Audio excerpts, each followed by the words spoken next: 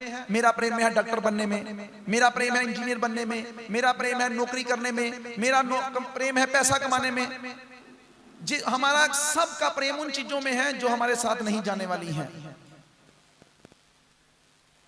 अरे भाई जो चीज हमारे साथ में जाने वाली है, एक श्लोक के अंदर बताया गया कि जब व्यक्ति मर जाता है तो क्या होता है, देखो उसके पैसे उसके साथ चले जाते हैं। कहां जाते हैं? इधर ही रह जाते हैं। तो वहां लिखा गया धरती में ही रह जाते हैं, क्योंकि पुराने जमाने में जो पैसा है वो धरती में डाला जाता था, वहीं रह जाता है। आजकल बैंकों में रह जाएगा। और उसके बाद पत्नी कहां तक जाएगी? द्वार तक। उसके बाद देह कहां तक जाएगी? चिता तक। और उसके बाद कौन जाएगा साथ में? साथ कौन जाएगा जीव के? सोचो सोचो कि हमारे साथ कौन जाएगा। हम जिसे अपना समझ रहे हैं ना, ये देह हम समझ रहे हैं, ये देह यहीं आग लगा दी जाएगी। तो हमारे साथ कौन जाएगा? तो हमारे साथ जाएंगे हमारे अच्छे और बुरे कर्म। भुगतना किसको पड़ेगा? हमें भुगतना पड़ेगा। तो फिर क्यों ना हम विचार करें कि हम क्यों इन अच्छे बुरे कर्मों के चक्कर में फंसे हैं। हम क्यों नहीं भगवत नाम के आश्रय पड़ जाते? क्यों? उस भगवान उस श्लोक में बता रहे हैं, मैंने जो बोला, मच्चिता सर्व दुर्गानी मत प्रसादा त्रयस्यसि। अभी त्रयस्यसि का मतलब पता चल गया ना कि उसने क्या कहा कि जो ये मलमूत्र का भव सागर है इसमें से निकल जाएगा वो व्यक्ति। कब? अगर वो चित्त लगा ले किसमें? मेरे द्वारा दिए गए उपदेशों में। लेकिन हैरानी की बात है, हमें तो ये भी तक नहीं पता कि भगवत गीता में श्लोक कितने हैं। कौन सी, आप कहां कौन सी क्लास में पढ़ते? 9th में। आपके का साथ कौन है? बेंगलोर से। ओके, भक्ति होगी फिर तो। ये तो भक्ति है, इससे क्या पूछना। भगवत गीता पढ़ ली सारी? नहीं पढ़ी? क्यों? सही सही विश्वास के साथ उत्तर दो, क्यों नहीं पढ़ी? क्या कारण है आपके मन में? क्या कारण आता है क्यों नहीं पढ़ी? नहीं, ऊंची बोलो थोड़ा। पढ़ ली है? पढ़ रही है, लेकिन अभी तक क्यों नहीं पढ़ी? मैं यही तो पूछ रहा हूं, अभी तक क्यों नहीं पढ़ी? मैं यही पूछ रहा हूं। 9th क्लास में है आप, आपने यही कहा। देखो इसके पीछे आमतौर पे लोग ये की कारण देते हैं, क्या हमारे पास समय नहीं है। क्या बोलते हैं? हमारे पास समय नहीं है। मैं आप लोगों को विश्वास के साथ कह सकता हूं, अगर यहां पर बैठा जो बीत गया उसको मत देखो, उसको मत देखो। आज से, आज 7 मई 2023, केवल और केवल रोज के 5 मिनट दो। कितने मिनट? कितने मिनट? ज्यादा है कि कम? मैं गारंटी देता हूं 18 दिनों में पूरी भगवत गीता पढ़ लोगे। कितने दिनों में? अरे भाई अनुवादी पढ़ लो पहले, कम से कम। तात्पर्य तो बाद में पढ़ लेना, पहले क्या करो, कम से कम पता तो लगे भगवत गीता के कौन से श्लोक में क्या कहा गया है। 18 दिनों में कितनी बार? एक बार पूरी भगवत गीता को पढ़ सकते हैं। रोज कितने मिनट पढ़ना है? कितने बेशरम है ना हम लोग। सूरदास जी कहते हैं इस बात को, कहते हैं मैं कितना नमक हरामी हूं, कितना नून हरामी हूं, जिस तिन तन दियो, जिस तन दियो तिस बिसरायो। जिस भगवान ने मुझे ये सब कुछ दिया है, बुद्धि दी, आंखें दी, हाथ दिए, चलने फिरने के लिए, खेलने के लिए सब कुछ दिया, उस भगवान को भूल के बैठे हैं हम लोग। तो भगवान फिर अगली लाइन में कहते हैं धमकी देते हुए, भगवान कहते हैं भगवान के पास भी सारे फार्मूले हैं, अगर सीधी उंगली से घी निकल जाए ठीक है, नहीं तो टेढ़ी कर लेंगे। तो भगवान ने पहले तो बोला मच्चिता सर्व दुर्गानी मत प्रसादा तरस्यसि। भगवान को पता था कुछ लोग हमारे जैसे निकलेंगे। अथ चेत तुम अहंकारात, अगर तुमने अपने अहंकार के कारण, अगर तुमने अपनी ईगो के कारण न श्रोष्यसि, अगर तुमने इसको ना सुना, विनक्ष्यसि, तुम्हारा विनाश हो जाएगा। क्या विनाश हो जाएगा? दोबारा से इसी मलमूत्र के रास्ते पर निकल पड़ेंगे। तो जिसको तो ये मलमूत्र का रास्ता चाहिए वो अपने हिसाब से जिंदगी जिए। लेकिन अगर आप में से यहां पर बैठे किसी को भी ये समझ लग रही है, हाय कितनी सच्ची गल की है, अही आए थे मलमूत्र की थैली तो है, मैं नहीं दोबारा आना, तो भाई फिर 16वें अध्याय का 23 नंबर श्लोक अपने जीवन में उतारने का प्रयास करो। भगवान कहते हैं यह शास्त्र विधि उत्सृज्य, जो व्यक्ति शास्त्रों की विधि को छोड़कर, शास्त्रों के नियमों का त्याग करके वर्तते है काम कारतः, काम करता है, मैं चाहे ये करूं, मैं चाहे वो करूं, मेरी मर्जी। मैं चाहे 10 बजे उठूं, मैं 12 बजे उठूं, मैं 12 बजे सोऊं, मैं 2 बजे सोऊं, मेरी मर्जी। तो भगवान कहते हैं न सह सिद्धि अवापनोति ना सुखम ना पराम गतिम, ना उसको कोई सिद्धि प्राप्त होगी। सिद्धि इन द सेंस वो जो भी काम करेगा सब फ्लॉप। क्योंकि हमें लगता है ना मैं तो कोई भगवान को याद नहीं किया, मैं तो डॉक्टर बन के बैठा। ओ भाई वो विनाश है तुम्हारा। क्योंकि डॉक्टर जिस दिन तुम यहां से जाओगे डॉक्टर की डिग्री नहीं काम आने वाली। डॉक्टर हो, इंजीनियर हो, अमीर हो, गरीब हो, सबको आगे लगाई जाती है। और दोबारा जन्म लेने पर वो नर्सरी से शुरू करेगा, दोबारा उसी मलमूत्र की थैली से ही आएगा। इसलिए जो समझदार हैं वो मेरी बातों को गंभीरता से सुनने का प्रयास करेंगे, क्योंकि मैं नहीं बोल रहा। शास्त्र कहता है भगवान किसी को निमित्त बनाकर बोलते हैं, बोलते भगवान ही हैं। आप सब लोगों के जीवन में कुछ भक्ति के अंश जागृत हुए होंगे, जिस कारण से गौरव प्रभु के हृदय में प्रेरणा आई कि सत्संग कराया जाए। मनमोहन प्रभु के हृदय में आया सत्संग कराया जाए। आपके हृदय में आप बेंगलोर से चले आए, नहीं तो बंदा नहीं भी आता, ऑनलाइन सुन लेंगे, यार कहाँ इतनी टिकट खर्च के जाएंगे, क्या रखा है इसमें, कोई बात नहीं। लेकिन ये हमारे लिए था, हमें एक भक्त के दर्शन होने थे, वैसे हम कहाँ आपके दर्शन करते। तो इसलिए मैं आप लोगों से यही प्रार्थना करूंगा कि इस सत्संग का लाभ उठाइए और अपने जीवन को भक्ति के पथ पर आगे लेके चलिए। अब कोई व्यक्ति ये कह सकता है भक्ति करो भक्ति करो, एक ही बात है, रोटी तड़पे होने देनी है, रोटी तड़पे होने देनी है, भक्ति करो भक्ति करो। भगवान भगवत गीता में ही कहते हैं अनन्य चिंतयन्तो माम ये जना पर उपासते तेषाम नित्योभियुक्ता नाम योग कुशेम वहां में हम। मतलब अनन्य चिंतयन्तो माम, जो व्यक्ति अनन्य भाव से केवल मेरा चिंतन करता है, मैं क्या करता हूं, मैं फिर उसको जो चाहिए वो मैं देता हूं, और जो उसके पास है उसकी रक्षा मैं करता हूं। अब इसी उपलक्ष्य में हम लोग सुन सकते हैं 2 कहानियां, लेकिन मैं पहले टाइम देख लूं, टाइम कितना है हमारे पास, किधर गया? हाँ 5:30 हो गए। कोई 5:50 कह दो, बंद ही कर देने हैं, 6 बज गए जी, चलिए। सही टाइम 5:34 है, 5:40 तक कहता लोगों ने, देखो किन्ने कम वक्त गए ने, सारे यही सोचते हुए बंद कर दो बंद कर दो। हाँ जी 5:35 है ना, पंडित जी जो कहेंगे वही सही है।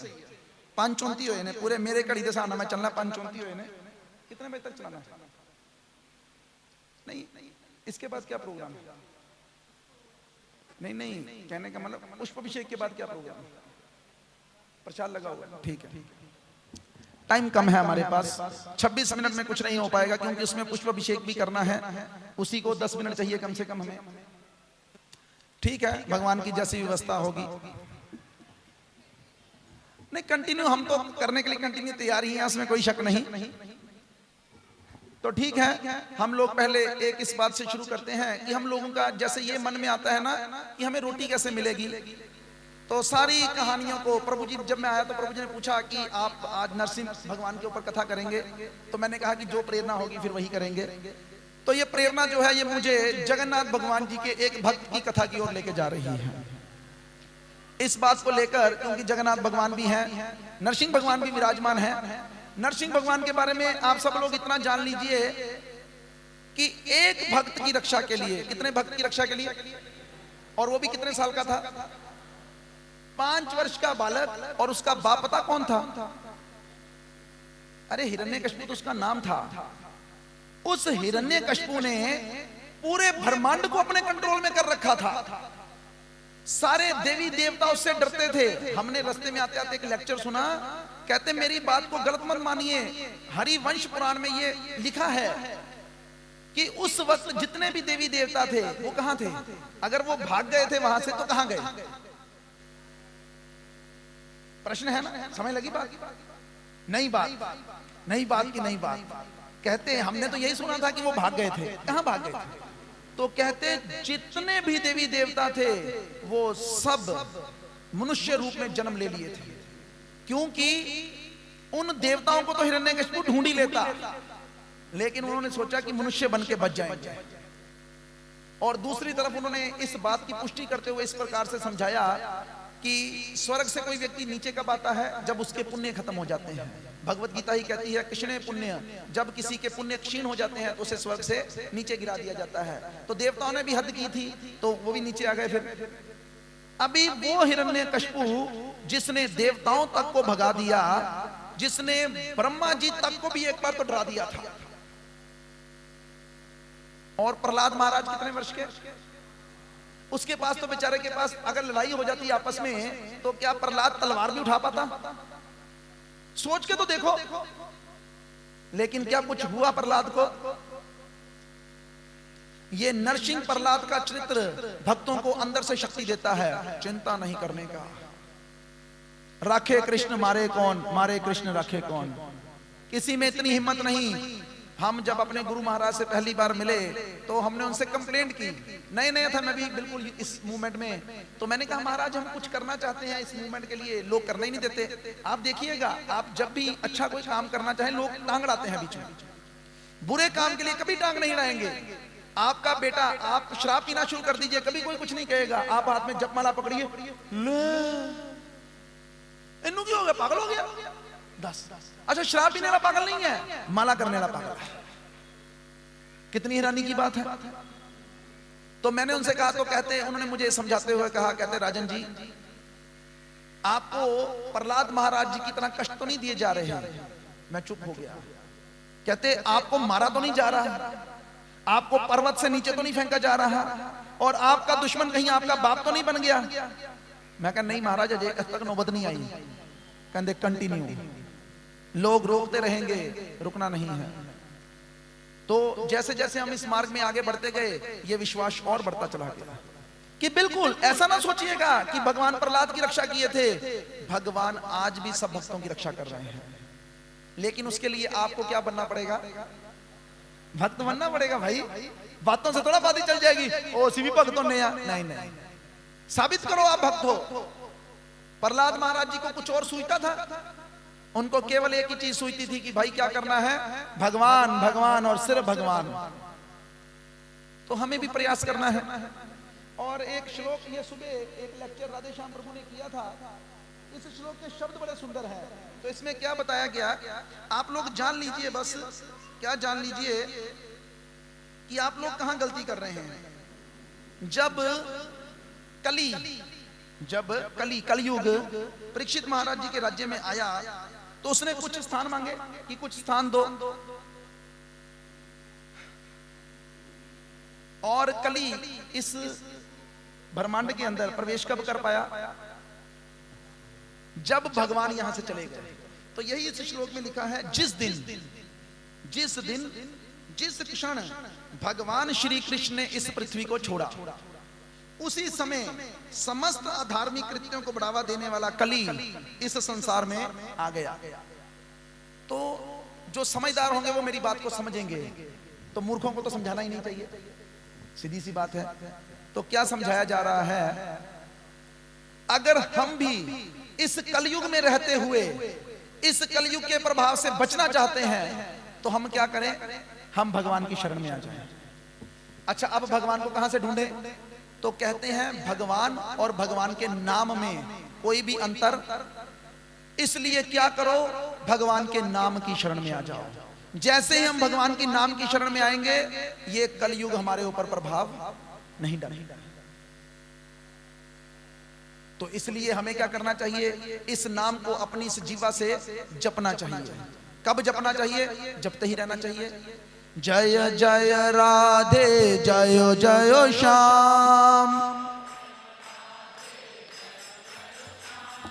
जय जय राधे जय जय श्याम, जय राधे जय जय श्याम, जय जय श्री वृंदावन धाम, जय जय श्री वृंदावन धाम, जय जय श्री वृंदावन धाम, जय जय श्री वृंदावन धाम, जय जय राधे जय जय श्याम, जय जय राधे जय जय श्याम, जय जय श्री वृंदावन धाम, जय जय श्री वृंदावन धाम, राधे राधे श्याम श्याम, राधे राधे श्याम श्याम, राधे राधे श्याम श्याम, राधे राधे श्याम श्याम, राधे राधे श्याम श्याम, राधे राधे श्याम श्याम, जय जय श्री वृंदावन धाम, जय जय श्री वृंदावन धाम, राधा रमन हरि बोल, जय जय राधा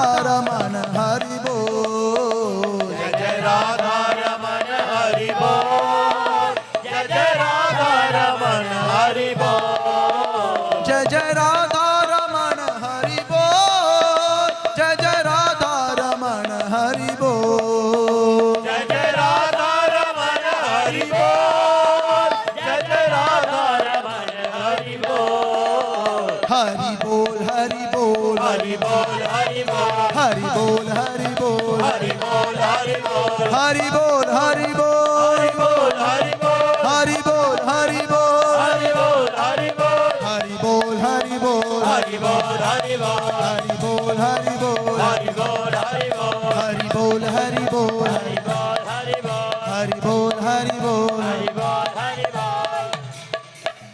तो भगवान का नाम लेना कोई मुश्किल काम नहीं है। आपको जो नाम पसंद आए उसको गुनगुनाना शुरू कर दीजिए। थोड़ी देर के लिए